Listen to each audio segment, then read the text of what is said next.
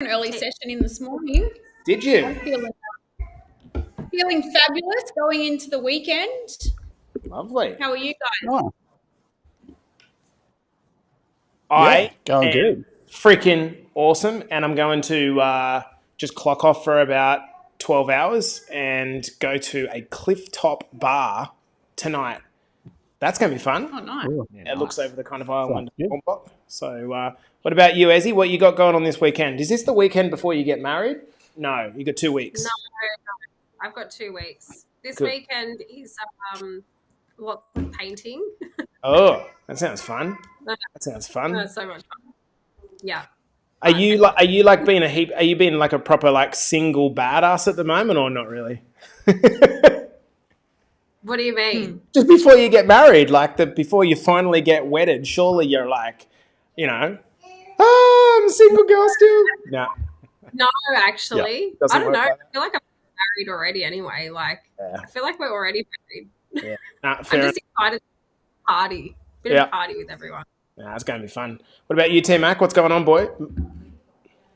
Not much, mate. Just took me little girl to she does dancing like a little like 2-year-olds, 3-year-olds. They just run around and jump around. So I took her to her this morning and got to Lovely. take me niece for a birthday present tomorrow. Mate, that's bloody Take her lovely. out shopping. She's 8. Lovely, lovely, lovely. Well, guys, Well, you were dancing, Troy. You were there for the dancing, mate. Yeah, I was going to say, Yeah, I know. he's keen. It was guys, mainly me. We're here to run a cheeky little podcast for this afternoon.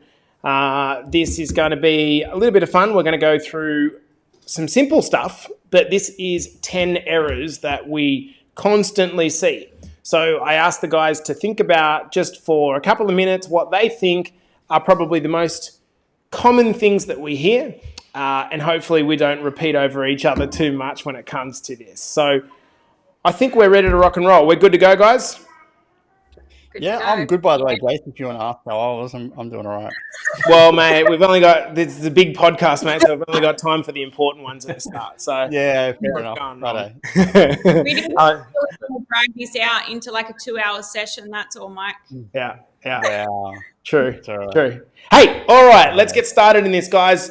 On the count of 5, 4, 3, 2, and 1. Welcome back to the Better Body Academy podcast, coming to you on this Friday afternoon for most of the world, or if you're in the UK, where else? Canada, the US, and it's your very early Friday. I hope you've had a really good start to the day. Guys, we are here to really, I guess, ramp up before the weekend. We know that weekend is a time when we typically, historically, go off the ball a little bit. And of course, as we talk about... weekend. Week at the end. Weekend, yeah. So it's a good thing. We need to reclaim some space. But what we thought would be a really, really good idea is if we came in prior to the weekend and gave a little bit of value, just to give you that little bit of background awareness to remind you why we're still here and give you a few little tips. So we are going to go round in circles and we are going to offer up 10. 1, 2, 3, 4, 5, 6, 10 common errors that we see all the time. Okay? So I'm going to start at the top for our absolutely most handsome, some people call him the George Clooney lookalike, but he's certainly the most handsome guy on our team. We'll go to Troy. Troy, what's your Troy?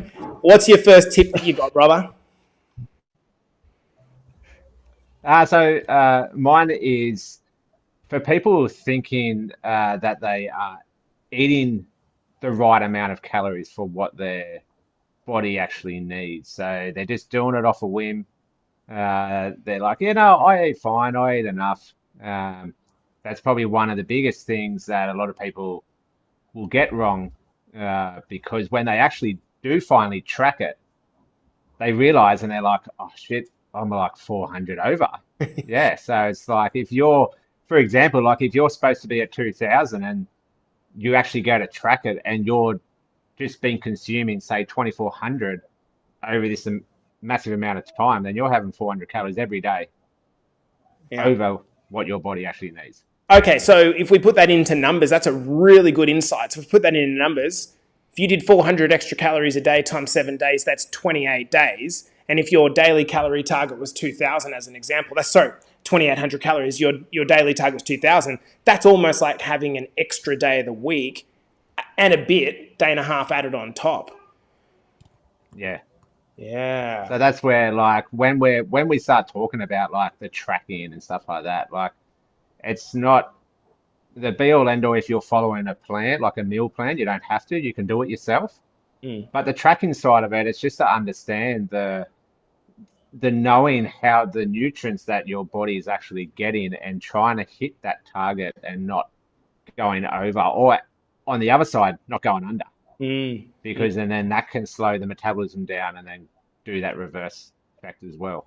You know what? I love the fact that you caveated that little bit by saying sometimes it's actually undereating that's the problem for a lot of people. And for any of our challengers that listen to this podcast and you think to yourself, well, what's the problem with undereating? We're not going to go into details in this podcast, but what I can say 1,000% is this is going to be a problem for you in the future if you find yourself constantly undercutting your calories. It's going to have massive implications on loss of muscle mass, slowing down of your metabolism. Is not territory that you want to get into. So powerful way to start. Carls, I'm going to go for you for number 2 in the 10 mistakes that we see. Yeah, I definitely would be too many people not celebrating their small wins along the way. You hear us coaches all the time saying, post in the group and let's share it and celebrate and the rest of it. But I don't actually think that both women and men always understand why we really strongly encourage to do this. When we celebrate and call out our small wins, this is what provides the motivation and reinforces that idea that progress is actually being made and that we are taking, those right steps forwards in the right direction. So I see that also, Callie. Sorry, Callie. I also see that in like people think that if they don't want to announce a win that they think is too small compared to someone else's massive other win. Because, my one's not that big. And then it becomes this comparison game. Yeah. And it doesn't, and it's definitely not about that. This is how we, really start to build that confidence up. And when we celebrate ourselves, this is, bringing that sense of achievement into our transformation and can actually be the driving force to be able to achieve that long-term goal and be able to keep achieving and, bigger and greater things.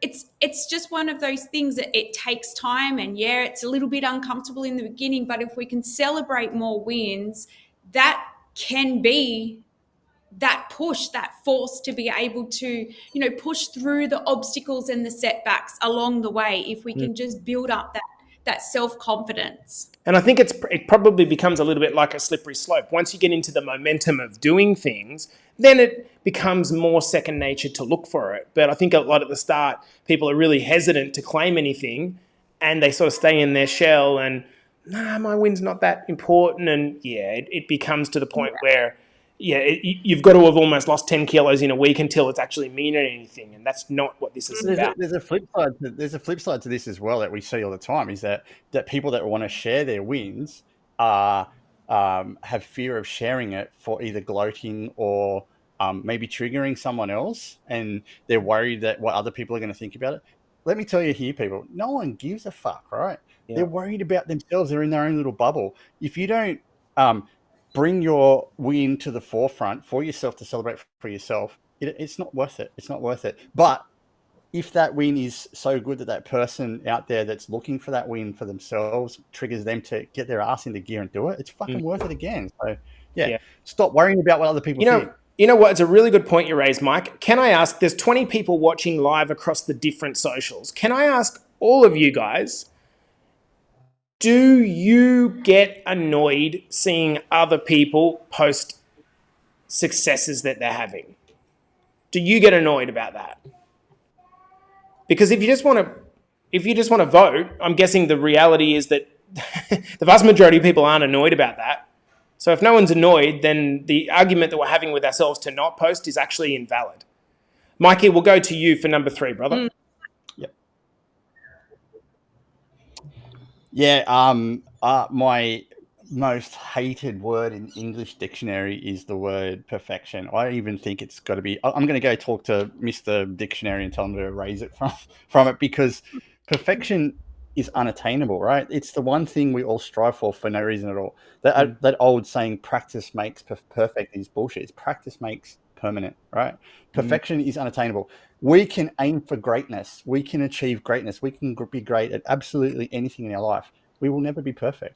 We can never strive for something that is unattainable. So you got to fuck that word off out of your vocabulary and replace it with greatness, because there is so many great things out there. You can be absolutely great at so many things. You can never be perfect at one thing. So we need to fuck it off.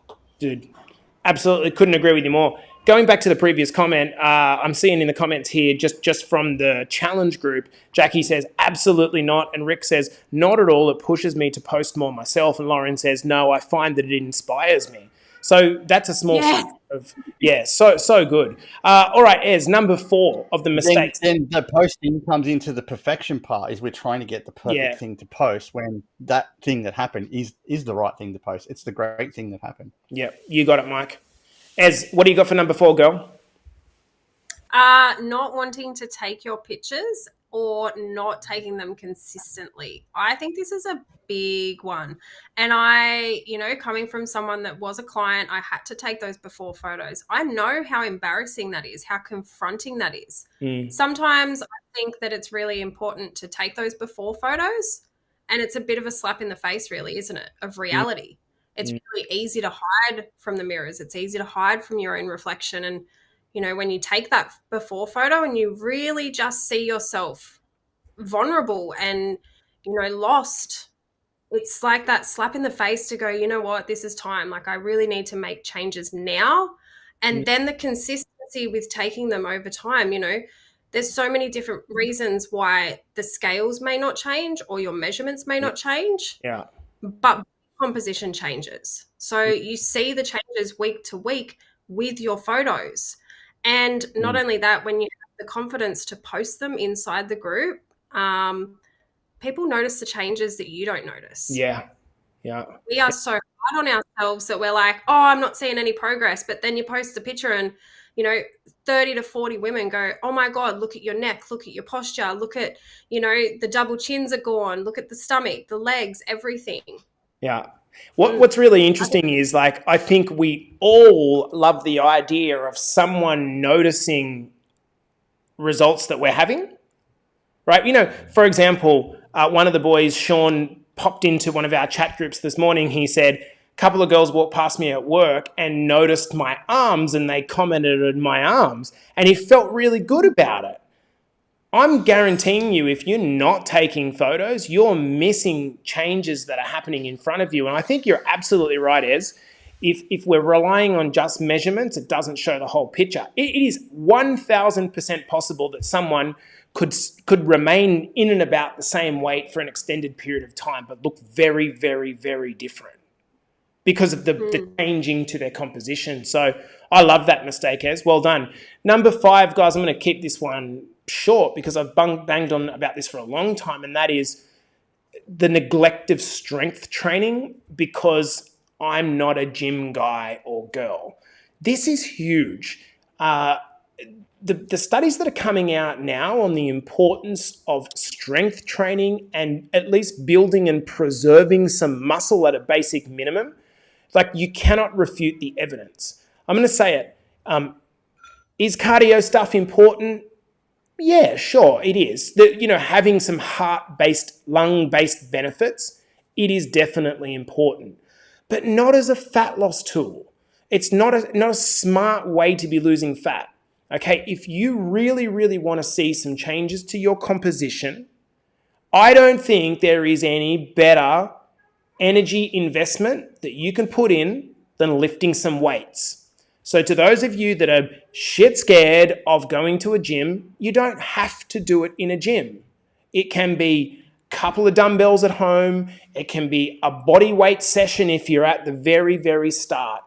And what is really important is that over time, we are hunting for ways to increase the weight. Now, let's just make one clarification here as well. Jumping around in your living room and skipping and doing different things that get your heart rate up, that is not resistance training. I am talking having a good 30 to 60 second break in between each exercise where your muscles get to recover, and then you put in 10, 20, 30 seconds of strenuous effort. That's what I'm talking about. This is the type of exercise that's going to return you much higher than anything else in your journey. Okay, Troy, let's go to you for number 6, pal. So my next one is the burnout sensation. So the overdoing it when they're coming straight into it. So most people, they're coming from, a pretty bad spot when it comes to their health. So they go, I've got to fix this. So I'm going to train twice a day for the for whole 7 days. That kind of training, that kind of exercise sort of based stuff, you can't sustain it. You will not be able to do that for a long, long time. And that's what we're trying to build here. We need to build stuff for the rest of your life. And if you're trying to just smash it out to get this quick fix, then the downside of that is you're going to reverse straight back through. So that's why a lot of people, when they yo-yo through diets and all this stuff, is because they do go too hard out.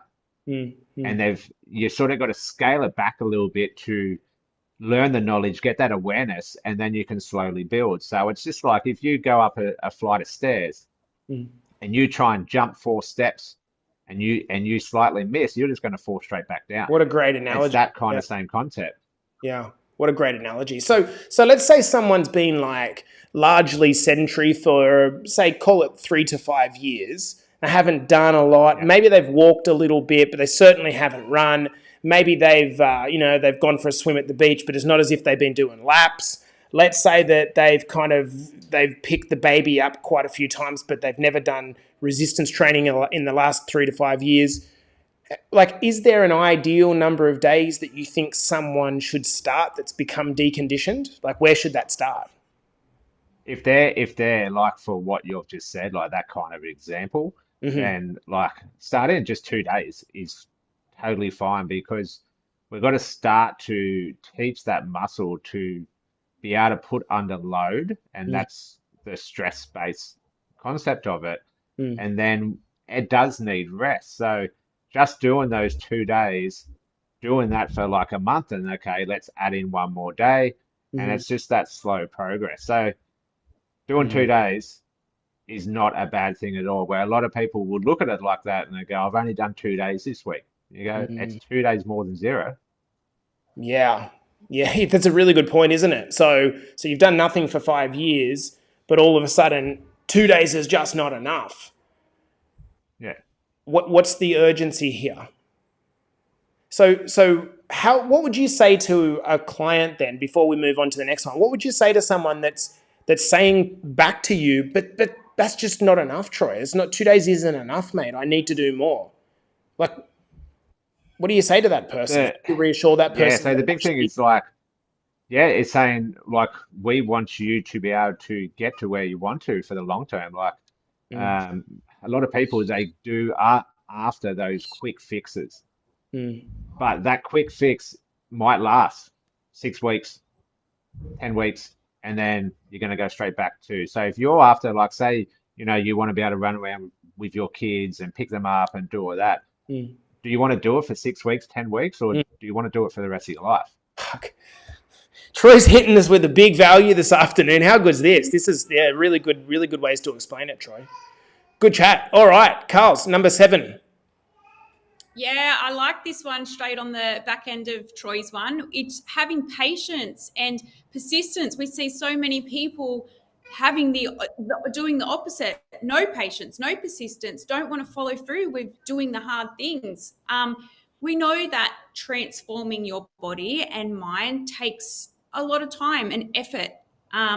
It's like we say, you didn't become overweight overnight or in a week, and so it's completely ridiculous to think that in a week's time you're going to get back to your ideal body weight. It's ludicrous. But we need to be patient, and these things, yeah, they take time. So you need to be persistent in your efforts. You need to make sure that you have a plan that actually works, because this is when we see a lot of the time, especially us women, just giving up and saying it's all too hard because it's just being really, really overcomplicated.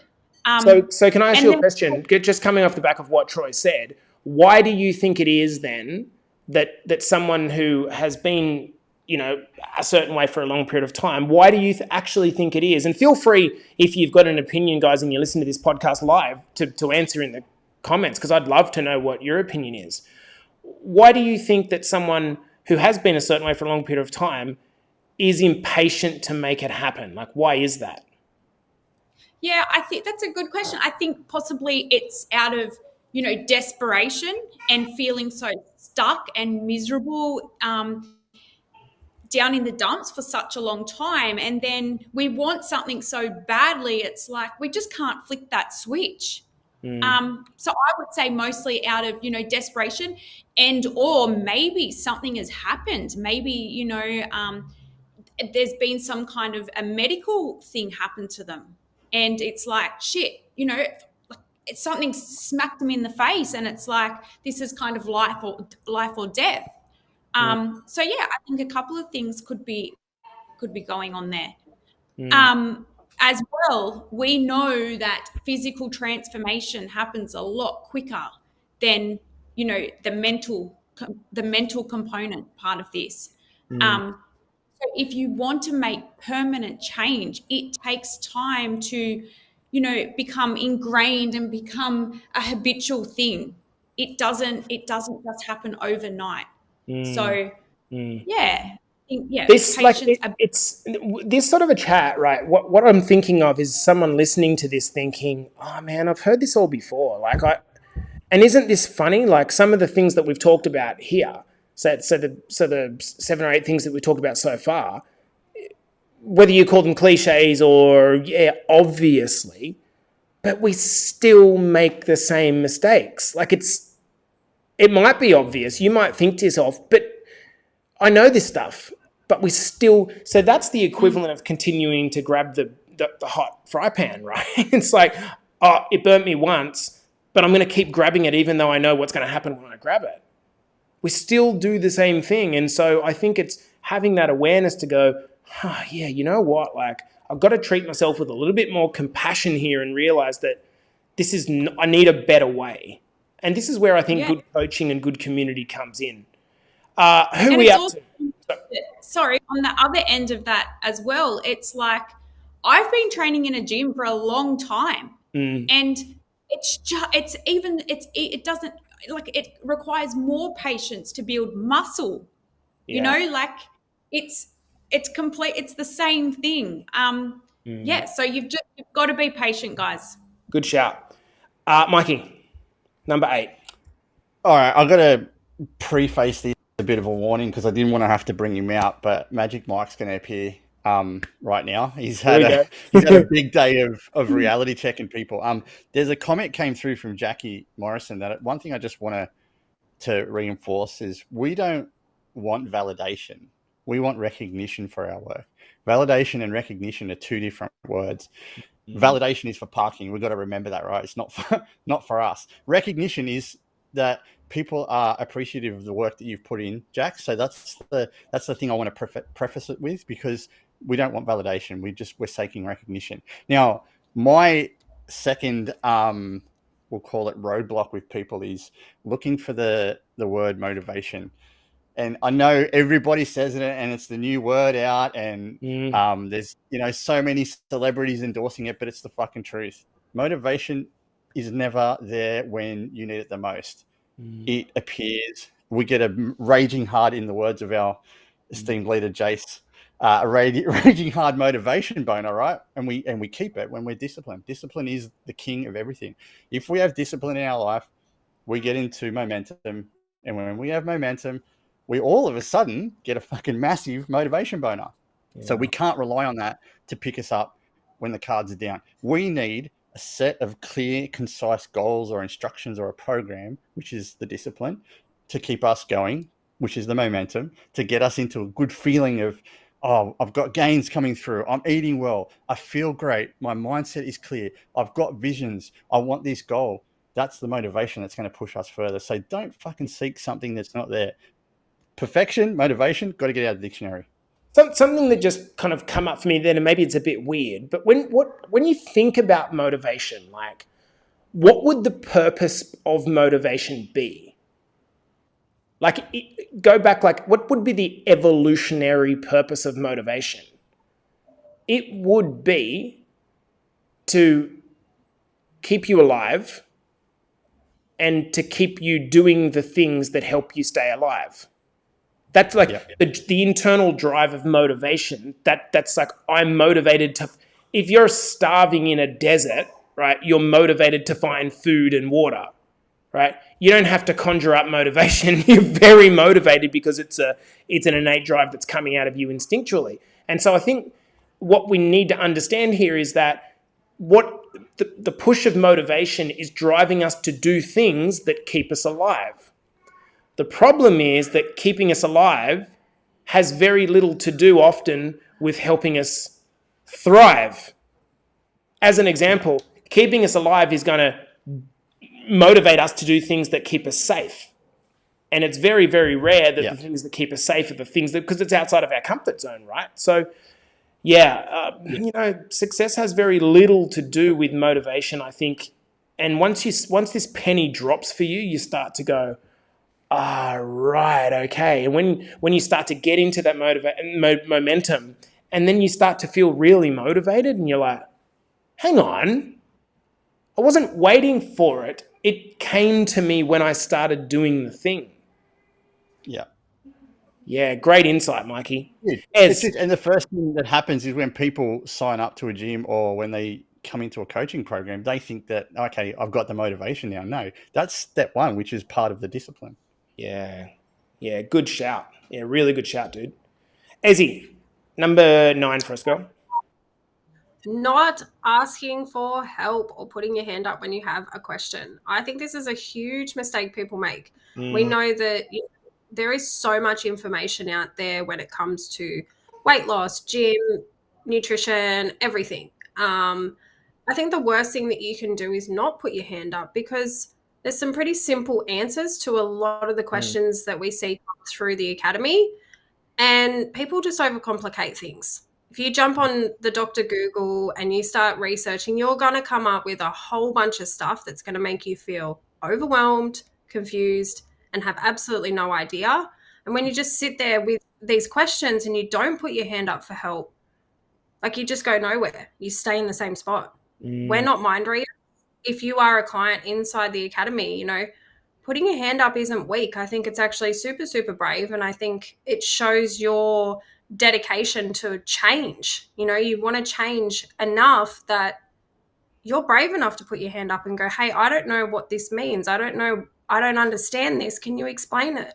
So can I suggest that with this point, there's probably 2 different types of needing to ask for help. There's the help that is, I need clarifying on the best way to do something. I don't think too many people are worried about asking a question like that, because there's no like guilt or shame behind that. Most people will preface what they say with like, this is probably a dumb question, but, and then they ask the question, right? They're not too worried about that. Carly's like giving it the, yeah, right. But I think the help that you're asking for is when the slide is on and you feel like this so-called motivation's not there, it becomes like you feel like you're in quicksand.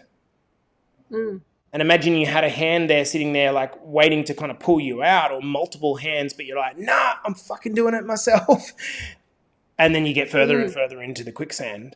As someone who's who what this feels like in a kind of a prior life, right?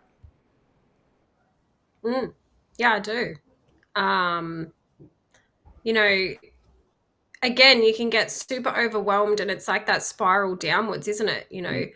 Once you start slipping, I don't know, maybe it's a bit of ego that comes into it. Maybe it's a bit of stubbornness that comes into it for a lot of people of like, nah, I can do this on my own. I don't need any help. I can do this. I've got this. I've always had this. And then, yeah, you just hide from the help that's there. And, you know, maybe it's also, there's a lot of different parts to it, I think. You know, maybe it's embarrassment. Maybe it's you don't want to be a burden to other people, or there's so many different avenues that could kind of go as well. So number 10, Ed, people don't celebrate. Sorry, Jace. The people don't celebrate how courageous it is to actually put your hand up. Like that's the biggest win of all, is having the courage to say, "Hey, it's time to stop now. I need help. Can you help me?" Like that's fucking hard. It's confronting. It's demoralizing. There's so many different feelings in one, but people don't realize the courage it took for you to say, "Hey, I got to draw a line in the sand, and I need your help." Like that's not celebrated enough. Yeah, And again, it doesn't matter how many times you do that. Doesn't matter how many times you put your hand up and say help. Yeah, I think we've got a number of clients that continuously ask us questions through the success team, and they're like, "I'm sorry to be that person that's always asking the questions." It's like, no, that's exactly what we want you to do, because then it gives us feedback that you're kind of where you're at and how you're feeling and what you're working on. That's exactly what we want to do. So stop prefixing everything, guys, by saying, "I'm sorry about that person." We actually want you to be that person. Number 10. When people do reach out and say, this might be a silly question, and then we kind of approach it into the group as a live stream, everyone jumps on and is like, yes, I was wondering the same thing. So you're not the only one. Yeah, it's so true, Carls. It's about building awareness, you know, like we want you guys to be able to do this yourself. Like that's what this is all about. We want you to be able to live the rest of your life without us having to be there to tell you what to do. So it's about building that awareness, and the only way to build that is for you guys to ask those questions and put that vulnerability out there. Yeah. I've said it 3 times. We're going to get to number 10 right now. And so the final one is like, it's a bit of a hard one to put into a statement, but it is this idea that we are making a mistake by treating weight gain as a very simple, I'm eating too much issue. Look, no one is just eating too much because they just want to be overweight. No one is not exercising because they want to be overweight. This is all about emotional management. Big time. Our eating, our lack of exercise, our self-sabotage, it's all happening because we're using food particularly as a way to help us feel better. And so I think if we approach it less from a black and white kind of, I just need to eat less calories. Well, yeah, that's why we're always saying that the science of fat loss is very, very simple. It's very simple. It's actually ridiculously so simple it's not even funny. The challenge with it is that it's not about the numbers, it's about the emotions behind the behavior. And so if you feel like, you're struggling with a lot of this stuff, trying not to hide from the emotions and really being upfront and having open conversations and getting involved in our community so that you can create a better relationship when these things come up that are inevitably going to come up, that don't continually lead to you self-sabotaging and emotionally eating or boredom eating or stress-based eating. If we can get a grip on this stuff, this changes everything. And I actually think that it's probably the biggest success factor that determines whether or not a person gets to a point where they feel really, really great about their mind and body health. It's when they've got a good grip on their emotional regulation. You going to say, Mike? Yeah, I can't agree with you any more than that, Jason. I think it's allowing yourself to have the emotion. Yep, we all are allowed to do it, but just acknowledge it, process it, and then put it back. Don't use food or alcohol or whatever it is that you use as a shield to mask it. Acknowledge it. Shit happens, right? It does. It happens every single day. But hit the reset button and go again. Yeah. Pretty simple. Yeah. Was there any one of those guys that kind of, from our 10 that we've collated, that really stood out? I'll go through them again in just quick fashion. having zero patience and persistence, only celebrating the big wins and the scale weight, not the small ones, not taking your pictures, avoiding those, not asking for help or advice when you're feeling stuck. Troy was talking about really just guessing around your nutrition and not having a plan, going too hard and ending up burning out. Mike was talking about looking for both perfection and motivation before and during your transformation. And then finally, we talked about, emotional eating and then losing strength training, not doing strength training. Was there any one of those that really just encompasses all or is like the thing? Thoughts? I think that the emotional side, yeah, definitely, because at the end of the day, it comes back to how we react to all these emotions. And they're the things that make us do whatever it is we are. So if we have this emotion, then we're like, no, I need to go to the gym, I'm going to get it out. Or am I going to go to food?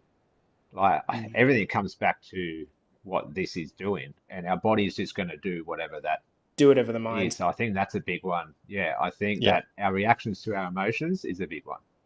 I would go with that one as overarching, the most important. Everyone's kind of nodding at that, and then Okay. I think that goes back to why the Better Body Academy is called what it is, because the body is the vessel that carries your emotions, it carries your brain, it carries your heart, your muscles, your skeleton, everything. So it is controlled by what you put in, which is food, fuel, exercise, and training, and what you put out, which is what you think and feel and talk to yourself about. So can't agree with it more. With any of these podcasts, and I mentioned this on our coaching calls this week, you probably won't remember the exact words that were said in the podcast, and you've listened to 30 minutes of discussion, and there's going to be things, 99.9% of it will have slipped through your mind. But I really do feel like the point of having these podcasts is that when you hear repetition over and over and over and over again, you get little bits, tiny little bits that trickle into your ears and start to sink in. And over time, if you listen to it enough, you will find that it's repetition of the same key themes. And once you start to, my experience is that I remember in a previous life when I worked for a boss, I used to tell him something all the time and felt like he just didn't listen. And then he'd come back to me 2 years later and go, hey, you know what, man, we should do this. And I was like, you fucking kidding me? I've been telling you this for the last 2 years. It's only once a person recognizes it for themselves, it becomes lodged in their own consciousness that they're like, oh, I get what this is all about now. And so I feel like through listening to these podcasts, the transference of information, not everything will make sense or hit at this point in time. But if you keep showing up and putting this stuff in your ears, the gravity of something like the emotional regulation will start to sink in at a certain point. So guys, we're going to leave the podcast here today. Thanks very much, coaches, for coming in. Hopefully to the 25 odd people that stuck around for the podcast, this was beneficial in some way, shape or form. Leading into the weekend, I hope you guys have a beautiful, beautiful, beautiful, safe time. It's looking like a Wolves demolition today. Yeah. So it's getting really tight going into week 3. So to all of you, go and have a ripping weekend. Take care. We appreciate you. We'll see you in the next episode.